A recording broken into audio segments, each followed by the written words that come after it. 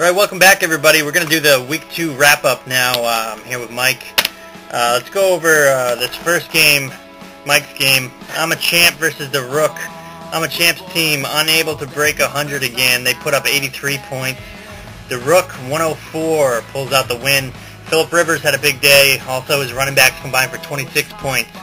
Mike's running backs, on the other hand, combined for a total of 4 points between Reggie Bush and the injured Jamal Charles. It's going to be a rough road ahead for I'm a Champ. I'm going to bring it to the Pukers, the Commission's first game. Pukers came through and won 125 to 101, despite my projection to lose last week. Pukers had big tight end play this week, 24 from Gronkowski, and expect more with Hernandez out for a few weeks. Lions D comes through big with 20 points, and really the story here, Slapnuts just had 4 play by Plax, 0 points, and Felix getting hurt and only putting up 3 points didn't help. Got the Peloso Raptors and the Flutie Flakes involved in some big trades early in the year, and they turned out to nip Dana right in the butt. He put up a total of 111 points. The Flutie Flakes is 173, a mammoth total for Flutie Flakes. 41 for Miles Austin. Forte put up 25, could have been on Dana's roster, but he's not. Matt Ryan put up 27. Sproles was another bright spot on the Peloso Raptors, put up another 19. Dana really hurt himself making that trade for Forte. See, Dana trade. But here we go. I'm going to bring it to the Lahoosers versus the Black Balls, and the Lahoosers came through in a big win, 169 to 136. Again, Matt gets shut down. Lahoosers had 75 combined points with his running back. That's huge.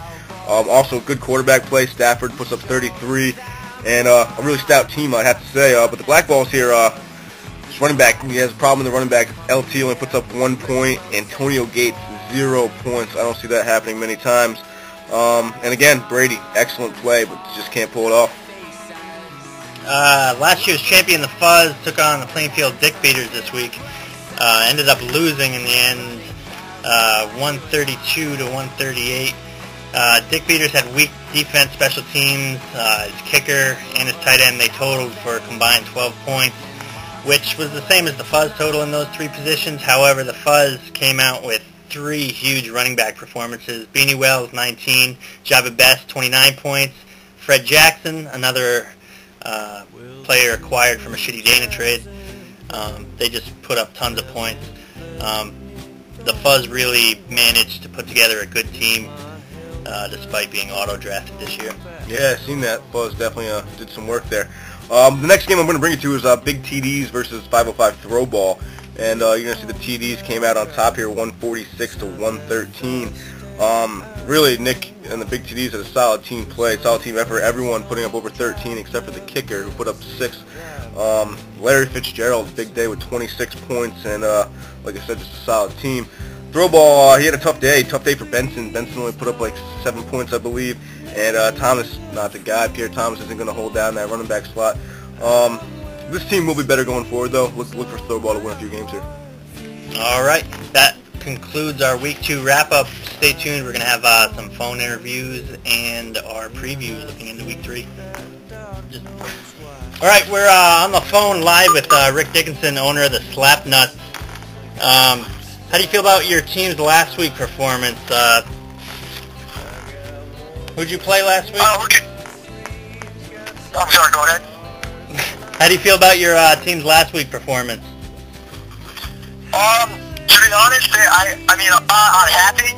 There's some shortcomings at running back, which have just been really letting me down the past 2 weeks. I'm high hopeful for both my running backs to step it up and really show their true potential. Biggest starting mistake I made was leaving Macklin on the bench in the end of breakout game, which really would have been a difference maker, and I wouldn't be sitting at 0-2 right now, I'll tell you that. That's definitely true. Yeah, what about going forward? Do you think you're going to beat Matt this week? Matt has a short piece, but, you know, I do believe I have a chance. Looking for some last-minute moves. Hopefully they come through. But as I stand right now, I do feel my team can get it done as long as they show up on Sunday and Monday and make some plays happen.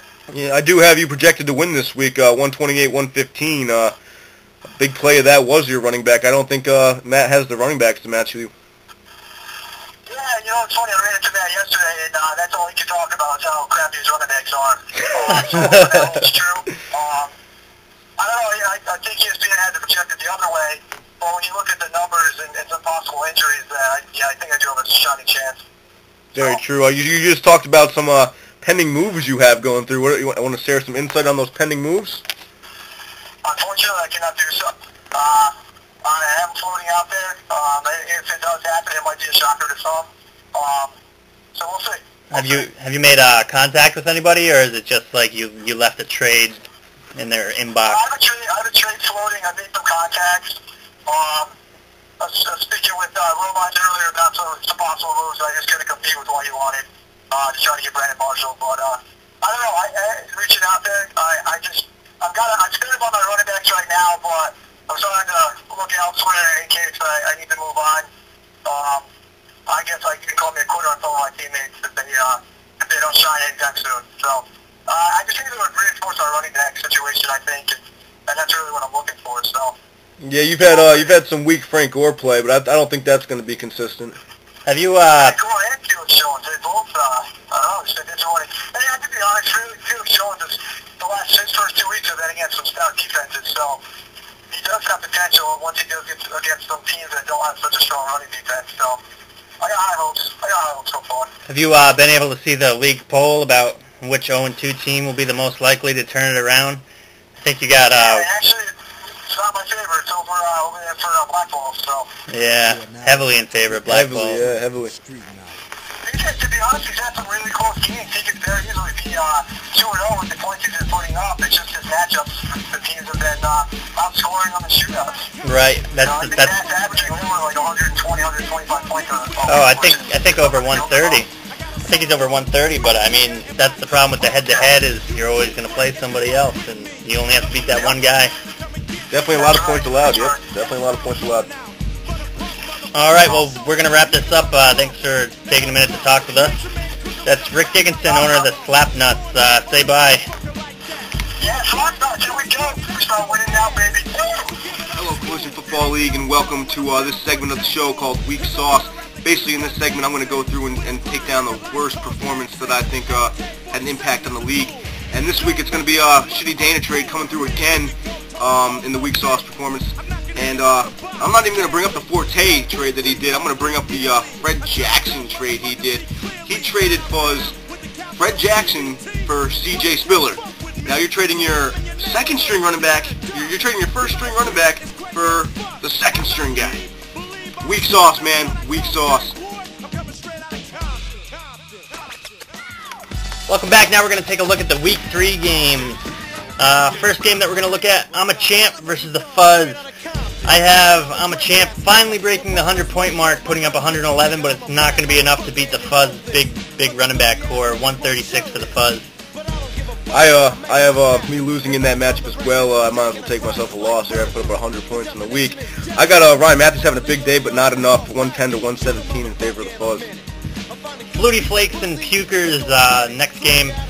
I have my team performing exceptionally well this week, putting up 133, but I don't think it's going to be enough to beat the Flutie Flakes high-powered team, 142.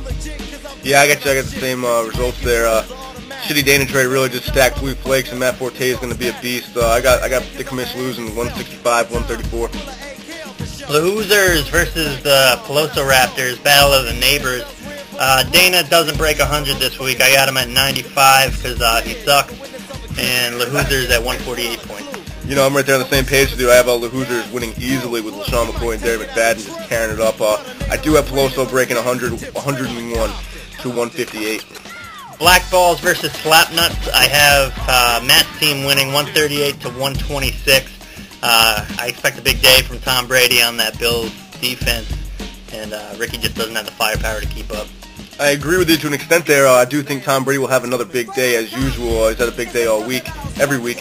But I have Slapnuts coming through. He has the big running back plays, and I think Slapnuts takes it down 128 to 115. Big TDs versus the Rook. I think the Rook ends his one-game winning streak against Nick this week. Nick puts up 144 to the Rook's 118. Aaron Rodgers goes crazy. I have Big TDs winning this one 114 to 111. I think just Big TDs has a better wide receiver play to win this one. Last game we got Trev's 505 throw ball versus the Plainfield Dick Beaters of Cody. I have this as the closest matchup of the week. I got Trevor narrowly winning 114 to 112. I think it's going to be close down to the end. I agree it's going to be a close game. I have the throw balls coming on top with Jason Witten. You have a Jason Witten versus a Vashante Shenko matchup. That's definitely going to be tough for him to beat there. And as well, I think he gets rid of Pierre Thomas and the Steven Jackson trade that he's making with me, and he'll get Reggie Bush in there, and him and Benson will have a big day. All right. We'll see you week 4. Have a good one.